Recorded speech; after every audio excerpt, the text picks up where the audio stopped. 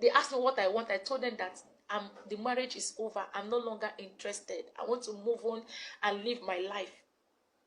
I'm no more interested. I have tried. This is the 4th time now. I can't be running and be coming back. I can't be running and coming back. That was how they said, okay, since you've decided to marry, we will not force you. Bright, our daughter says she's no longer interested.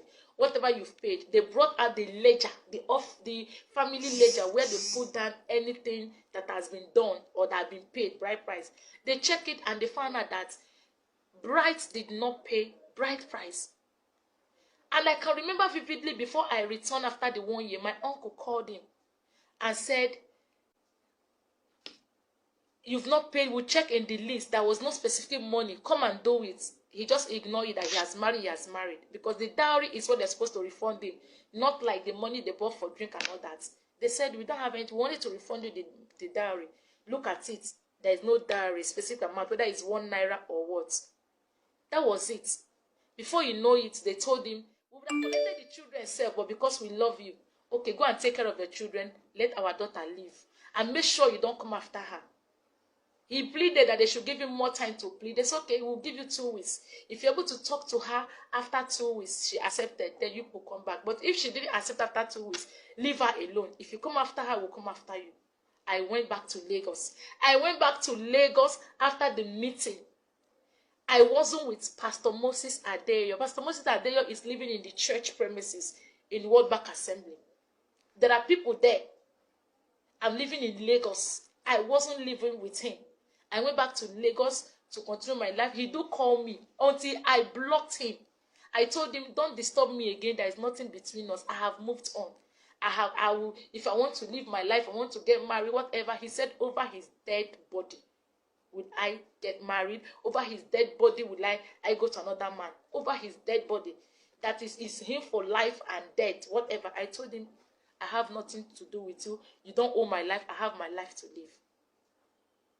Before I came back 2 weeks ago. Even the day as I came back on Friday, he saw me on Sunday of it when he came to see the children in my mother's house. He saw me. He saw me. I wasn't in Pastor Moses' house. He said he doesn't know where I am. He saw me. And that, why did I say, I have nothing to do with you. If you want to take care of the children, these are our children. Take care of them. He saw me. It's my life. He dumped me in a dustbin. And all that, trying to bury me. Another man picked me up and tried to give me a new life. And he just stand up to tarnish my image. He stood up to render another man, to render an innocent man's name useless. Just because he chose to identify with me. He promised me that there is no man that wants to stand for me, that he will make them miserable. And that is what he's trying to do. But my God has frustrated his counsel. I am alive today and I'm happy. I don't want to ruin my happiness. But I pray that God will forgive you. I pray you find forgiveness before God, bright. I pray that God will forgive you for tarnishing a man of God's image. You choose to tarnish his image because I choose to live.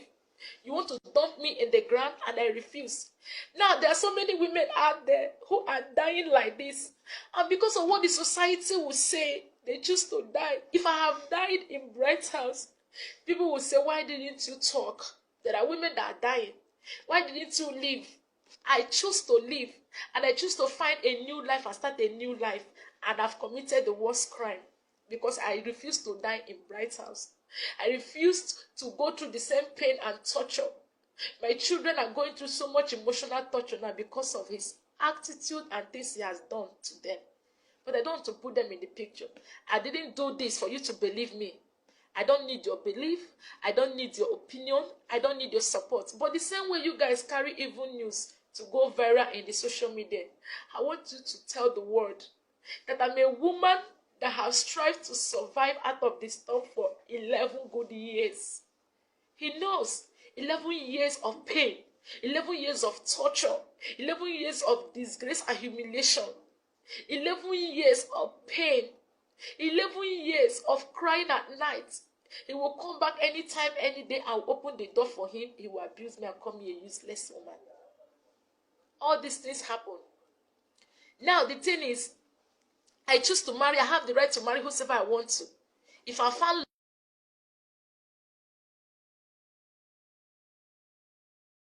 love with anybody. It is my life, nobody's life. People should leave Pastor Moses Adeyo out of this. He's innocent. I'm begging you. Leave the man of God out of this. Let Bright face me. People should tell Bright to come and face me. Let him come and face me. Let's talk. I have some records of his threats. Let him come out and face me. I didn't want to talk, but he has pushed me to the wall.